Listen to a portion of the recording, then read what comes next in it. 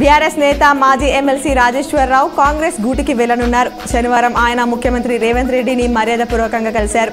త్వరలోనే ఆయన బీఆర్ఎస్ ను వీడి కాంగ్రెస్ లో చేరుతానని తెలుస్తోంది. గురుకుల రిక్రూట్మెంట్ బోర్డు నియామకాలు కొందరికి మోదం, మరికొందరికి ఖేదం మిగులుస్తున్నాయని బీఎస్పీ రాష్ట్ర అధ్యక్షుడు ఆర్ఎస్ ప్రవీణ్ కుమార్ పేర్కొన్నారు. ట్రిప్ నియామకాలపై సీఎం రేవంత్ రెడ్డికి ప్రవీణ్ కుమార్ ట్విట్టర్ వేదికగా కొన్ని డిమాండ్స్ చేశారు.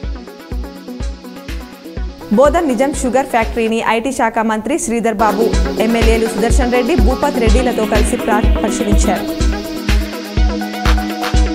ఏర్గట్ల మండల కేంద్రంలోని శ్రీ లక్ష్మీ వెంకటేశ్వర స్వామివారి జాతరలో భాగంగా శుక్రవారం రాత్రి స్వామివారి రథోత్సవం అంగరంగ వైభవంగా నిర్వహించారు.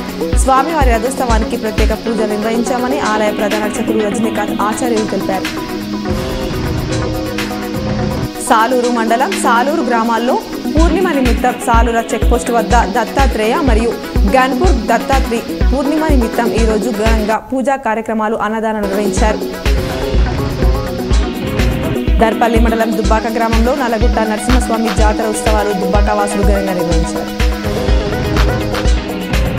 ఢిల్లీలో రైతులపై కాల్పులు జరపడాన్ని ఖండిస్తూ సిపిఐ ఎంఎల్ మాస్టర్ ప్రజాపంత పార్టీ ఆధ్వర్యంలో సిరికొండలోని తెలంగాణ చౌరస్తాలో కేంద్ర ప్రభుత్వ దిష్టిబొమ్మను దగ్ధం చేశారు.